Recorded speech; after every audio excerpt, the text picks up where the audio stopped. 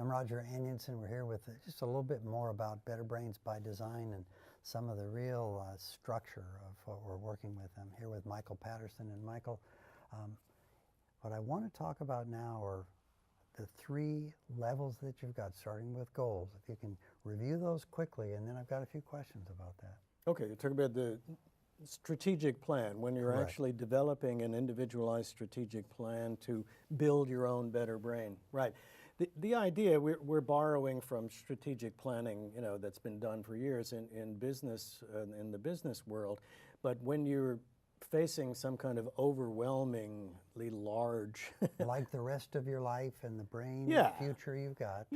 We're laying out, how are you going to spend the rest of your life? If you, it's like, that's a little overwhelming. So you got to chunk it down and divide it up. And that's part of what you do with the strategic planning process is you take the major goal, but then you say, well, what are the objectives within that? So, and you know, when we say have the domains of well-being, of health, self, personal development, and others, socialization, that's a way of chunking down, you know, smaller and smaller. And that puts the focus of your planning on one piece to the puzzle at a time, and then you go to the second piece, third piece, but then you loop back and figure out, do I have a plan that I can implement? Now, what we're talking about right now is not doing anything. It is planning something that is sustainable. My dad used to say, if you don't have time to do it right, when are you going to have time to do it again?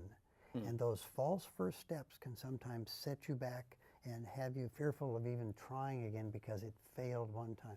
So keep going on building that first model. Okay, so you have your goals, your objectives. These are larger scale. Here are the major things that I'm going to try to do. Then you develop specific strategies, and you come in.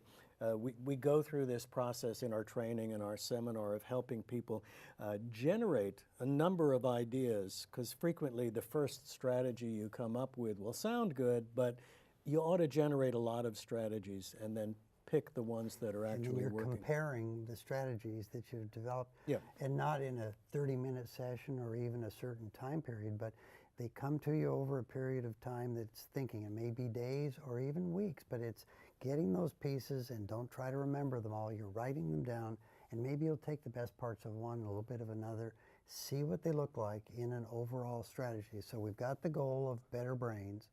We have strategies that are being developed, and then what's the next level? So strategies, here's how I'm going to do it.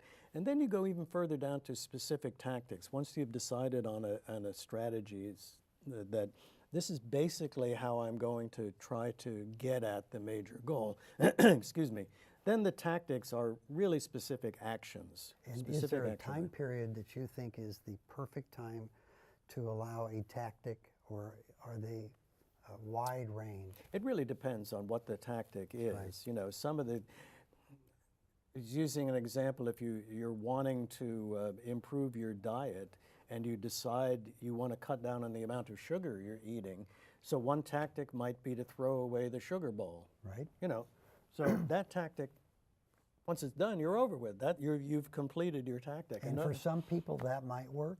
You're right, and it might not. You Right. know, so another approach might be, well, I'm going to, instead of using 2 spoonfuls of sugar, I'm going to cut it down to 1, and that might do that for a couple of weeks, and then a half, and then incrementally. So the tactics can vary in terms of the length of time that but they're like one definable little action that has a time frame on it.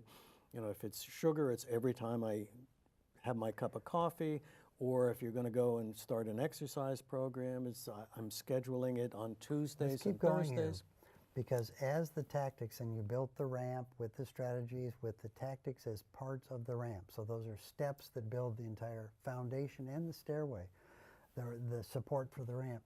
If those little smidgens or those little tactics are used, we feel it's very important that those tactics be ones that you can feel success, an incremental step forward. And even if that incremental step ought to be 20 minutes of walking, we're recommending that you make that first time that you're going to seriously mark on a calendar. My tactic is to walk on Tuesday. I'm going to dedicate the time. I'm writing it in ink, and again on Thursday, and then Saturday. But instead of putting down 20 minutes, that you're going to budget 20 minutes, but you're only going to walk for 8 minutes or 9 minutes or 12. If you do walk for 20, it's a bonus. If you walk for 8, then you say, at least I made my first step. We used a term called embarrassingly easy, and we are going to stick with that, that if you make something so easy to accomplish, whether it's that a little smidgen less sugar, or whether it's walking for a few minutes at an easy pace, make sure you do that, but do it 3 times a week. What we found is it motivates, the success itself motivates you to want to go to 9 minutes the next time, and pretty soon you don't think about that as easy. That's simply the base, and you start doing the next easy step forward. Yeah, there's this interesting balance where when you get into a real flow, when you're feeling that something happening, is they say that your challenge is, your resources are equal to your challenge, but the challenge is just a little bit more. So in your example, if you never do any exercise and you're just sedentary all the time, any kind of walking, any amount of walking is going to be a challenge, but you could say to yourself, well, surely I can get up and walk for 5 minutes. Your brain says, of course I could do that. Right. Your body, though, when it starts, is the one that has to do it. Yeah.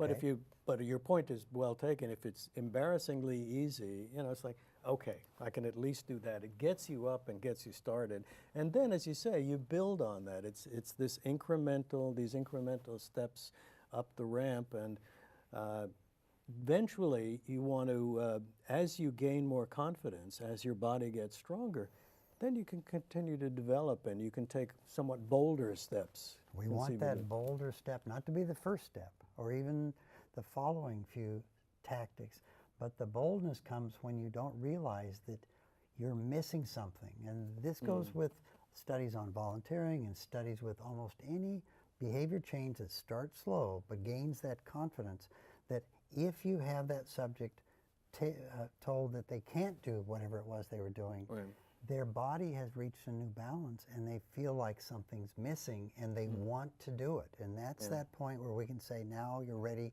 to be bold about what you're doing. Yeah, there's this wonderful story that Jill Bolt Taylor tells in her book, My Stroke of Insight.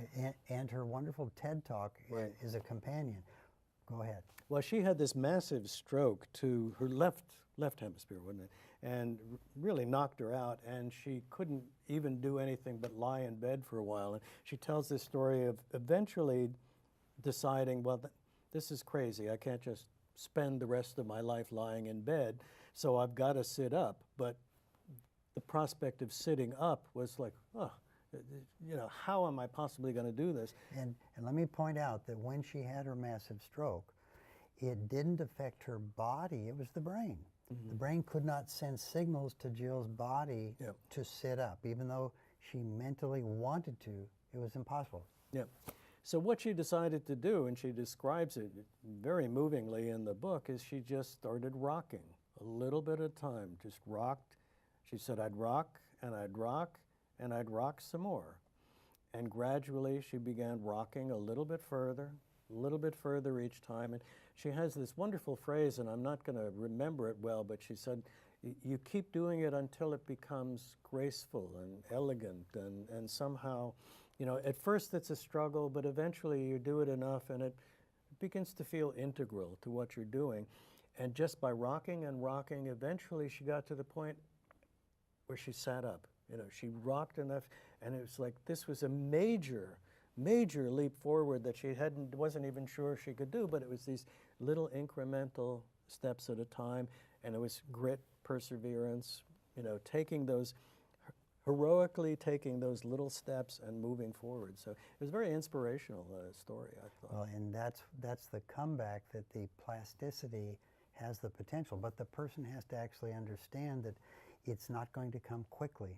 But what you have to do is have those regular tactics that you dedicate yourself to keep building in small but important steps. Yep. Very good. Thank you.